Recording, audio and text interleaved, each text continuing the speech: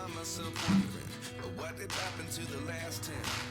I ran away with my life, fast forward, never turn. Hello friends, welcome back. कैसे हैं आप सभी? I hope आप लोग सब बहुत ही अच्छे होंगे। आज था छुट्टी का दिन और हमने प्लान किया था कि शाम में कहीं हम घूमने जाएंगे, वो भी बहुत ही अच्छी जगह यानी नेचर को एक्सप्लोर करने। बट अगर हम कहीं घूमने जाते हैं या कोई वैकेशन को प्लान करते हैं, इसलिए आज मैं चाह रही हूँ कि मेरे घर के काम सारे फटाफट से हो जाएं और मैं 1 घंटे के अंदर ही अपने घर को नीट एंड क्लीन लुक दे सकूं। अब आप कहेंगे कि ये सारे काम तो घूम के आके भी हो सकते हैं, लेकिन जब हम घूम के आएंगे तो ऑलरेडी थके होंगे और तो हमारा घर वहां पर मैसी रहेगा, तो इन सारी चीजों को देख के हमें और ज्यादा थकावट होगी। तो सबसे पहले जो बर्तन मैंने धोए थे उसे मैं बहुत ही जल्दी से सारे रैक में लगा दूंगी। एक तरीका मैं फॉलो करती हूँ कि सारे यूटेंसिल को पहले मैं सेक्शन वाइज डिवाइड करती हूँ, उसके बाद एक रैक को खोल के जितने सारे वहां के बर्तन हैं पहले उसे रखती हूँ। प्लेट वाले सेक्शन के सारे प्लेट को लेके एक ही बार वहां पे रख दिया। ग्लास कटोरी वगैरह को एक साथ ऑर्गेनाइज करके बस उस सेक्शन को खोला और उसमें रख दिया। बड़े बर्तन को अलग रखा और इस तरह से बर्तन रखने का काम काफी ज्यादा आसान हो जाता है। हम में से बहुत सारी लेडीज लेजी हो जाती है और बर्तन स्टैंड में ही सारे बर्तन को दिन भर छोड़ देते हैं। इस कारण से ये हमारे किचन में काफी ज्यादा स्पेस ले लेता है और काफी ज्यादा अनटाइडी लुक भी आपके किचन का दिखता होगा। तो इसे ऑर्गेनाइज करने का सिंपल सा फॉर्मूला है कि सारे बर्तन को पहले आप सेक्शन वाइज डिवाइड कर ले और फिर उनकी जो जगह है उन्हें 1 बाय 1 करके वहां पर आप रख दे। घूमने हम सब जा रहे हैं तो सिर्फ मेरा काम ही क्यों भरे, इसलिए मैं अपने बच्चे से भी बहुत सारे कामों को लेती हूँ, उसे मोटिवेट करती हूँ वो ऑर्गेनाइज रहे, ताकि आगे के समय में ये हैबिट उसकी काफी ज्यादा हेल्प कर सके उसे एक ऑर्गेनाइज पर्सन बनाने के लिए। आरव यहाँ पर सोफा कवर को सही कर रहा है। आई नो वो पूरी तरीके से सही नहीं करेगा, बहुत ही नीट एंड क्लीन लुक बच्चे से नहीं आएगा, बट जितना करेगा वो मेरे लिए काफी ज्यादा हेल्पफुल होगा। तो जब अब बाहर जाना है तो थोड़ा सा फेस को भी मैं यहाँ पर क्लीन करूंगी, क्योंकि हम अक्सर घर क्लीन कर लेते हैं लेकिन अपने आप को समय नहीं दे पाते। सिंपल से हैक्स क्या क्या कि यहाँ पर मैंने टमाटर लिया, टमाटर को काट के इस तरह से फोक के हेल्प से इसका सारा जूस मैं निकालूंगी, यानी टमाटो जूस निकालूंगी। और इसे लगाने का जो मैं सबसे इजी तरीका आप लोग को बताने वाली हूँ वो आपके स्किन के लिए काफी ज्यादा ही हेल्पफुल होगा। इंस्टेंट ग्लो तो आता ही पाता है, प्लस जो ब्लैक हेड्स व्हाइट हेड्स की जो प्रॉब्लम होती है वो सारी भी बिल्कुल दूर हो जाएगी। तो यहाँ पर मैंने हनी लिया है, हनी और टमाटो जूस को अच्छी तरह से मिक्स कर देंगे। इस तरह से फोक के हेल्प से करेंगे तो ये काफी जल्दी हो जाएगा। अब इसे अब अपने मैं फेस में लगा रही हूँ।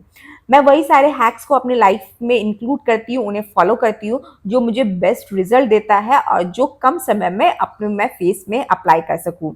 तो ये एक बार में बिल्कुल काम नहीं करेगा। आप इसे लगाए उसके बाद 10 मिनट आप इसे छोड़ दे। उस 10 मिनट के समय में मैं वापस से घर के कामों में दूंगी और 10 मिनट के बाद आके फिर से एक कोट उसमें और लगाऊंगी और ये तरीका मैं 3 बार अप्लाई करूंगी, यानी 3 कोट मैं टमाटो एंड हनी का अपने फेस में अप्लाई करूंगी। फिर उसे 10 मिनट एज इट इज सूखने दूंगी और उसके बाद अपने चेहरे को अच्छी तरह से वॉश कर लेंगे। बहुत ही ज्यादा इंस्टेंट ग्लो आ जाता है जब आप कहीं बाहर जाते हैं और आपकी फेस भी यहाँ काफी ज्यादा हेल्दी फील करती है। तो अगर हम कोई चीज अपने ड्रॉवर में एज इट इज डाल देते हैं तो उस जगह को हम क्लीन बिल्कुल नहीं करते, हम बस उस जगह को छुपाते हैं। ड्रॉवर में बहुत सारी चीजें अनटाइडी होके पड़ी हुई थी, सारे लेस थे, क्राफ्ट के सामान थे, तो जिसे मैंने सोचा कि आज बिल्कुल सही कर दूंगी। तो ये जो वुडन स्क्रू है इसे हम सबसे पहले बाहर निकाल लेंगे।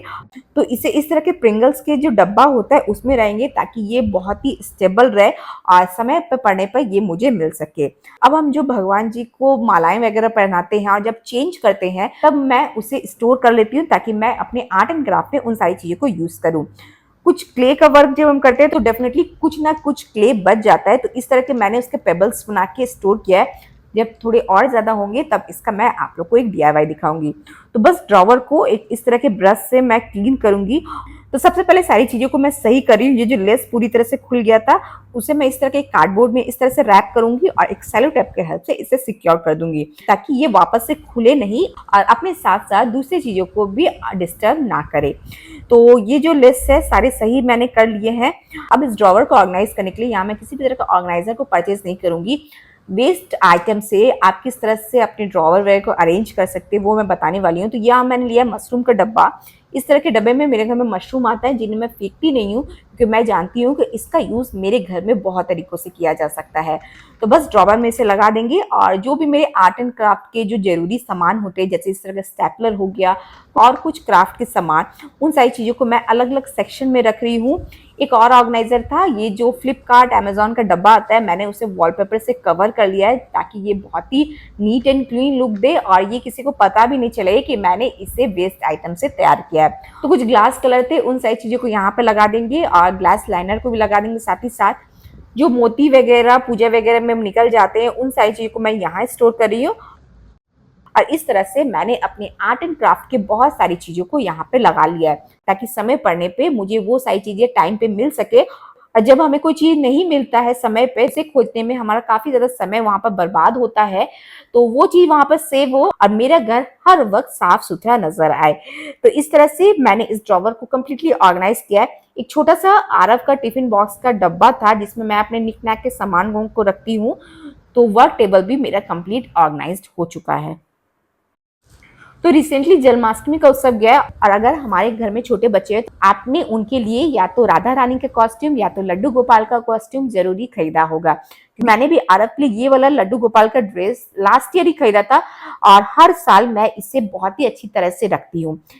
तो इसके लिए जो मैंने ज्वेलरी वगैरह रखी है उसे मैं इस तरह के रैपर में डाल के रखूंगी। इसकी जो शाइनिंग होती है वो लंबे समय तक बरकरार रहेगी और ना ही ये काला पड़ेगा। और उसके बाद जो भी इसके एसेसरीज होते हैं, चाहे वो बांसुरी हो गया, चाहे वो इस तरह की दुपट्टा हो गया, तो उन सारी चीज़ों को मैं एक जगह ले ली हूँ और उसके बाद एक पॉली बैग में मैं इसे डाल के रखूंगी। स्टेपलर लगा देंगे ताकि इसमें किसी भी तरह का धूल गंदगी वगैरह ना जाए और इसे मैं स्टोर कर रही हूँ अगले साल के लिए। तो ये सारे कुछ ऐसे कॉस्ट्यूम होते हैं जो साल में एक बार यूज आते हैं, लेकिन हम हर साल अपने पैसों को इन सारी चीज़ों पे बर्बाद ना करें।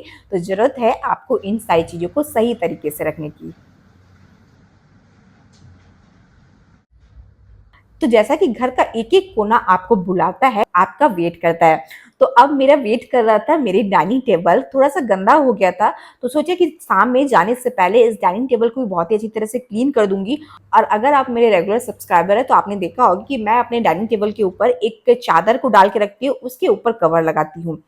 बट उस लुक से मैं कंप्लीटली बोर हो गई थी, लग रहा था कितने दिन से मेरा घर ऐसे ही पड़ा है। तो जब आपको ऐसा लगे तो आप अपने घर के लुक को थोड़ा-सा ज़रूर चेंज करें। वही सारी चीज़ें हैं, बट कभी आप उसमें कवर लगा के रखें, कभी आप उसे विदाउट कवर रखें। तो ऐसा करने से आपका घर हर वक़्त नया नज़र आएगा और आपको किसी भी जगह से नेगेटिविटी की बिल्कुल नहीं मिलेगी। उसके बाद यहाँ पर मैं इसका कवर लगा दूँगी। आज यहाँ पर मैं किसी तरह का बेडशीट नहीं लगा रही हूँ, क्योंकि चाह रही हूँ कि मेरा घर थोड़ा-सा अलग नज़र आए। और उसके बाद डाइनिंग टेबल के जो भी एसेंशियल आइटम होता है, उन सारी चीज़ों को यहाँ पर मैं लगा रही हूँ।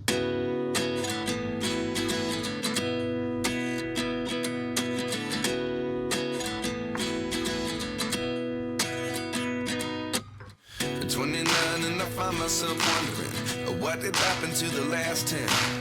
I ran away with my तो हो गए सारे काम बिल्कुल खत्म। घर भी देख लिया, घर को सजा भी लिया, ऑर्गेनाइज भी कर लिया।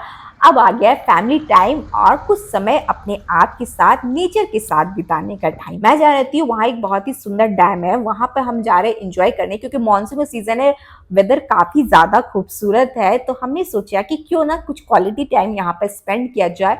और आरव भी काफ़ी ज़्यादा इंजॉय कर रहा है, मैंने भी यहाँ पर आके बहुत ज़्यादा ही इंजॉय किया। एंड अगर आपको मेरी ये वीडियो पसंद आई हो तो जाते जाते इस वीडियो को लाइक ज़रूर करें, अपने फैमिली एंड फ्रेंड्स तक इस वीडियो को ज़रूर पहुँचाएं। चलिए, मैं प्रिया आप लोग से फिर से मिलूंगी न्यू वीडियोज़ के साथ, यूजफुल वीडियोज़ के साथ। तब तक के लिए बाय बाय।